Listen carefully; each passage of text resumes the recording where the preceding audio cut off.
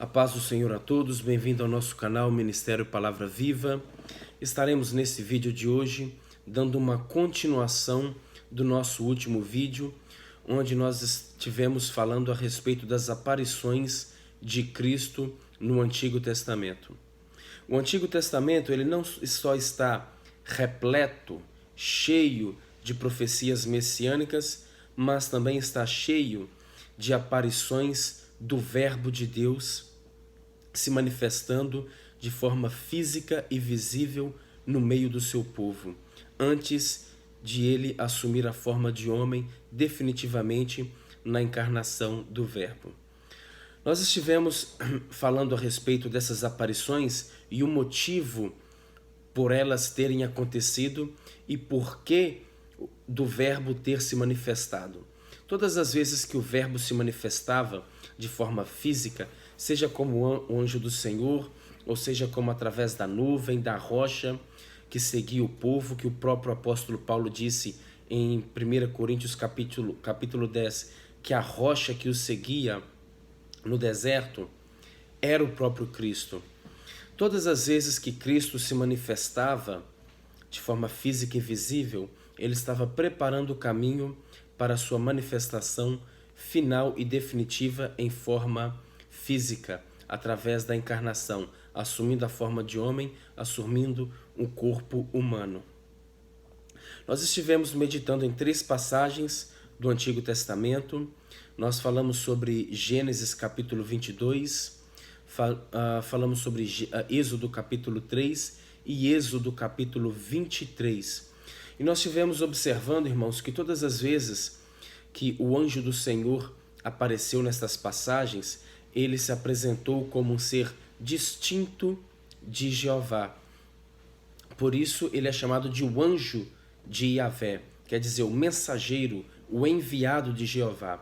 Mas ao mesmo tempo, esse ser que aparece no cenário como um ser distinto de Jeová, aparece com total autoridade, fala com total autoridade divina e age com total autoridade divina, como o próprio Deus, e ainda recebe o nome ou o título de Deus. Então nós estaremos meditando em algumas outras passagens no Antigo Testamento, onde nós temos esse ser chamado de anjo do Senhor em uma de suas aparições. A primeira passagem se encontra no livro de Gênesis, no capítulo 16. Esta passagem nós temos uma narrativa onde Agar foge da sua senhora Sarai, devido ao desprezo e à humilhação que passava. Os irmãos conhecem a passagem. E aí esse ser misterioso, chamado anjo de Yahvé, aparece no cenário. No capítulo 16, no versículo 7 em diante. Diz assim: o anjo de Yahvé a encontrou perto de certa fonte no deserto, a fonte que está no caminho de Sur. E ele disse: Agar, serva de Sarai, de onde vens e para onde vais? Ela respondeu: fujo da presença de minha senhora Sarai. O anjo de Yahvé lhe disse: volta para a tua senhora e se-lhe submissa. O anjo de Yahvé lhe disse: eu multiplicarei grandemente a tua descendência. Então observe que por 3 vezes nesses versículos lidos até agora, este ser se apresenta como o enviado, o mensageiro. A palavra anjo significa também mensageiro. Então ele aparece como mensageiro de Yahvé. Quer dizer, ele é um ser que foi enviado para trazer uma mensagem de Yahvé. Então ele aparece como um ser distinto. Mas logo em seguida ele faz uma promessa, e a maneira como ele faz essa promessa, como ele fala com uma total autoridade divina, como o próprio Deus. Ele diz o seguinte: eu multiplicarei grandemente a tua descendência. Observe que ele não diz que Jeová, Yahvé, multiplicaria. Ele mesmo diz: eu multiplicarei grandemente a tua descendência, de tal modo que não se poderá contá-la. O anjo de Yahvé lhe disse, mais uma vez, o texto o apresenta como um ser distinto de Yahvé: estás grávida e darás à luz um filho, e tu lhes darás o nome de Ismael, pois Yahvé ouviu tua aflição. Ele será um potro de homem, sua mão contra todos, a mão de todos contra ele. Ele se estabelecerá diante de todos os seus irmãos. Olha o versículo 13, que interessante. Aí Yahvé que lhe falou. Esta versão que eu estou lendo é a Bíblia de Jerusalém. Eu tenho 3 versões abertas aqui agora, a Almeida Corrigida Fiel, que é publicada pela Sociedade Bíblica Trinitariana, tenho a Bíblia de Jerusalém, que eu fiz a leitura, e tem a Bíblia Judaica. O motivo por qual eu escolhi a Bíblia de Jerusalém para fazer a leitura dos textos é porque ela mantém a originalidade dos nomes. Há lugares em que aparece o nome Yahvé, em nossas Bíblias em português vai aparecer como Senhor. Então, com essa tradução, se torna mais fácil o entendimento dos textos que nós iremos ler. Então, veja que interessante, diz no versículo 13 nessa Bíblia. Aí Yahvé que lhe falou. Agar deu este nome, tu és El Roi.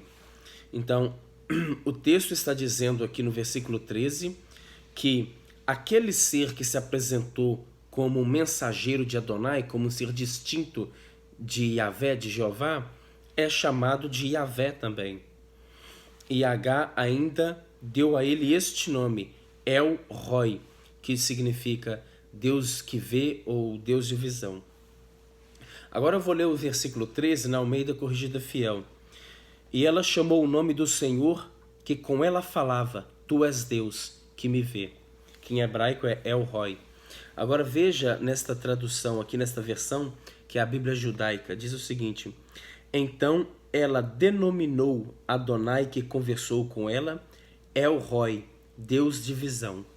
Então este ser é chamado de Yahvé, e não só de Yahvé, mas de El Roi, que é um nome de Deus nas escrituras hebraicas. Então, como nós podemos observar, este ser ele se apresenta como um mensageiro de Jeová, se apresenta como um ser distinto, mas fala na total autoridade divina de Jeová e ao mesmo tempo recebe o nome ou título de Jeová.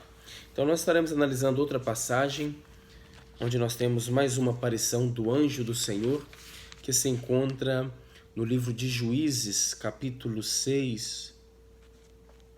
Juízes, capítulo 6, a partir do versículo 11.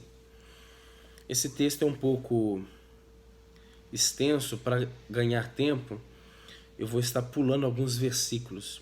Eu vou começar no versículo 11 e vou ler até o 12, depois vou pular o 13 e vou para o 14. E à medida que eu for fazendo a leitura, eu vou citando os versículos, caso vocês queiram acompanhar em casa. Versículo 11 diz o seguinte. O anjo de Yahvé veio e assentou-se debaixo do terebinto de Efra, que pertencia a Joás de Abiezer. Gedeão, seu filho, estava malhando trigo no lagar, para salvá-lo dos midianitas. E o anjo de Yahvé lhe apareceu e lhe disse, Yahvé esteja contigo, valente guerreiro. Então agora nós vamos ler o versículo 14. Então Yahvé se voltou para ele e lhe disse, vai com a força que te anima e salvarás Israel das mãos de Midian. Não sou eu quem te envia? Observe que este ser que aparece aqui no versículo 11, no versículo 12, como o mensageiro de Yahvé, aqui no versículo 14 ele é chamado de Yahvé. Vamos ver como ficou isso na outra versão, na Almeida Corrigida Fiel.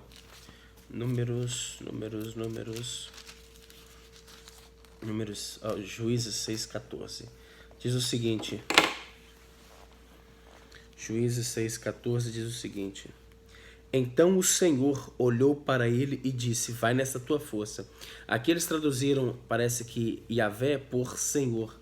Mas vamos ver como ficou nesta versão, na versão judaica. Juízes capítulo 6,14. Juízes 6,14. Próximo. Diz o seguinte. Adonai voltou-se para ele e disse: vá com sua força e salve Israel das mãos de Midian. Então observe que este ser que se apresenta como um enviado, um mensageiro, né? Um mensageiro de Jeová, aqui ele é chamado de Yavé. E no versículo 16, novamente esse ser é chamado de Yavé. Diz o seguinte, versículo 16: E Yavé lhe respondeu: eu estarei contigo e tu vencerás Madian como se ele fosse um só homem. No versículo 20, nós temos mais uma vez este ser que no princípio se apresenta como um mensageiro de Yavé, depois é chamado de Yavé e agora torna a aparecer em cena como o enviado, o mensageiro de Yavé. O anjo de Yavé lhe disse: toma a carne e os pães sem fermento e coloca sobre esta pedra e derrama o caldo sobre eles. Então, irmãos, está muito claro no texto, quando nós fazemos a leitura desse texto, numa versão onde ela mantém o nome original que está no hebraico, nas escrituras hebraicas, fica mais fácil o entendimento. Nós podemos observar de maneira clara que este ser que se apresenta como um ser distinto de Jeová, ao mesmo tempo fala e age na autoridade de Jeová e é chamado de Jeová. Agora nós estaremos fazendo uma análise de outra passagem bíblica, que é a nossa última, que se encontra também no livro de Juízes, capítulo 13. Juízes, capítulo 13, a partir do verso 3 em diante. Juízes 13, Juízes, capítulo 13, a partir do verso 3 em diante. Diz assim: o anjo de Yavé apareceu a essa mulher e lhe disse: tu és estéril e não tiveste filhos. Agora nós vamos soltar para o versículo 9. Deus ouviu Manoé e o anjo de Deus veio outra vez ao encontro da mulher, estando ela sentada no campo e quando Manoé, seu marido, não estava presente. Agora no versículo 13 diz o seguinte: o anjo de Yavé respondeu a Manoé: de tudo que proibia a esta mulher, deverá ela abster-se. Então observe que até agora ele vem se apresentando, sendo apresentado na narrativa bíblica como o mensageiro de Yavé. Quando nós chegamos no versículo 15, diz o seguinte: disse então Manoé ao anjo de Yavé: permite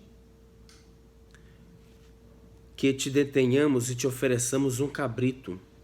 Versículo 16. E o anjo de Yavé disse a Manoé: ainda que me detivesses, não comeria da tua comida. Mas se quiseres preparar um holocausto, oferece-o a Yavé.